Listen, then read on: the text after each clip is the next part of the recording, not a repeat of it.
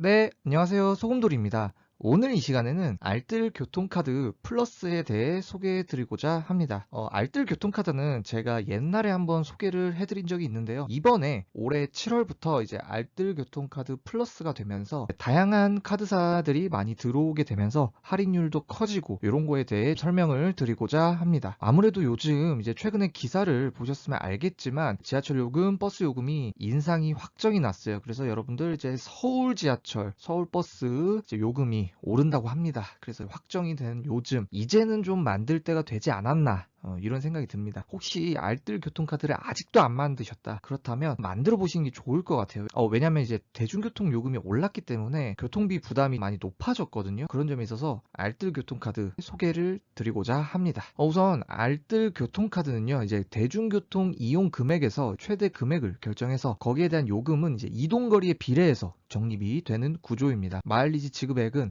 대중교통 이용 금액의 최대 90%까지 지급받을 수 있다는 점 참고해 주셨으면 좋겠습니다. 이번에 도입된 알뜰 교통카드 플러스의 경우에는 7월부터 이제 적립 횟수가 늘어납니다. 기존에는 이제 44회까지만 적립이 됐었는데요. 이제 이번에 도입이 되면서 60회까지 상향이 되었습니다. 월 최대 66,000원까지 할인을 받을 수 있게 됐습니다.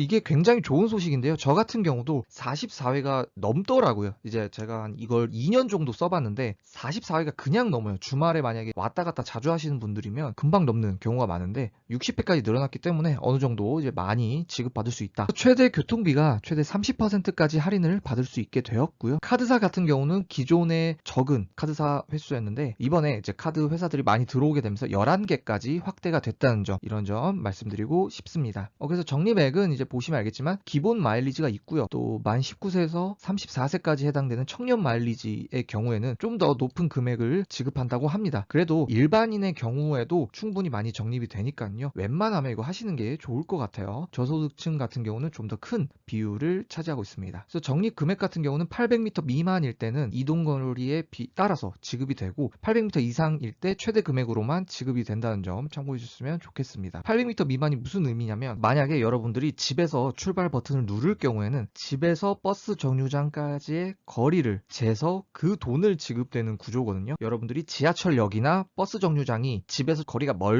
멀면 멀수록 더 많이 지급되는 구조입니다. 저 같은 경우는 일부러 좀 날씨 좋은 날에는 저기 지하철역에서 걸어올 때도 있습니다. 걸어오면 최대 금액도 받을 수 있고 또 겸사겸사 운동도 할 수 있으니까요. 이런 거 참고하셔서 800m 정도 된다. 그럼 뭐 나쁘지 않습니다. 생각보다 또 돈도 벌고 그래가지고 뭐 이런 것도 고려해 보시고 여러분들의 집이 지하철역과 버스 정류장에서 멀면 멀수록 유리합니다. 이런 거 참고해 주시면 좋겠습니다. 그런 점에 있어서 알뜰 교통카드 플러스 정말로 소금티카다. 정말로 쏠티바다.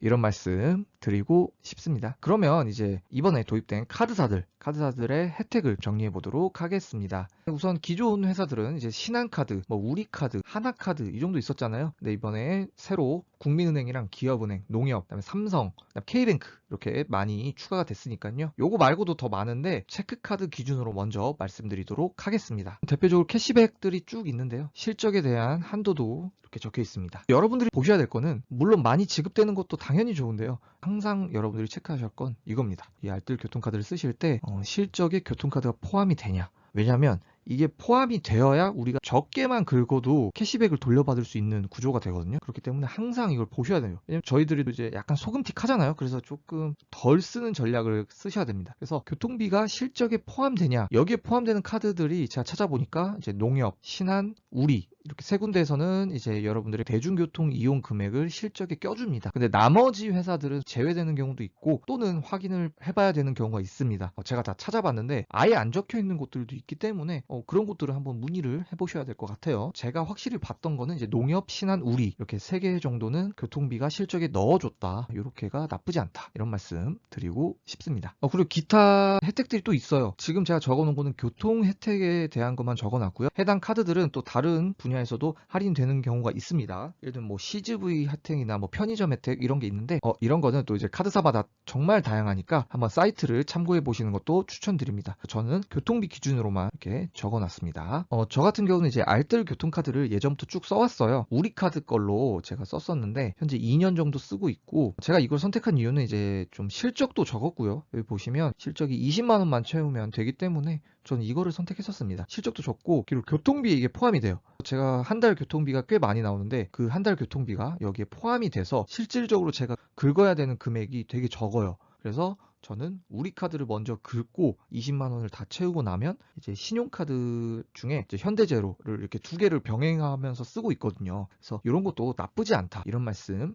드리고 싶습니다. 여러분들도 카드사 한번 비교를 해보셔서 나한테 맞는 카드를 찾으셔서 한번 이용을 해보셨으면 좋겠습니다. 카드 자체가 이게 걸음수로도 돈이 들어오지만 카드 자체 혜택이 또 있어요. 여기 보면 3,000원 캐시백 뭐 이런 게 있잖아요. 이거는 정부에서 주는 그 알뜰 교통카드 적립액이랑 또 다른 별개의 돈입니다. 그래서 여기에 대한 캐시백이 있고 또 다른 분야에서 캐시백 되는 영화, 뭐 쇼핑, 편의점 등 다양한 곳에서 캐시백이 되는 것도 있어서 그것까지 다 합치면 꽤 됩니다. 돈이 꽤 되기 때문에 여러분들이 교통할인뿐만 아니라 다른 혜택까지 중복으로 받을 수 있다는 점을 참고해 줬으면 좋겠습니다.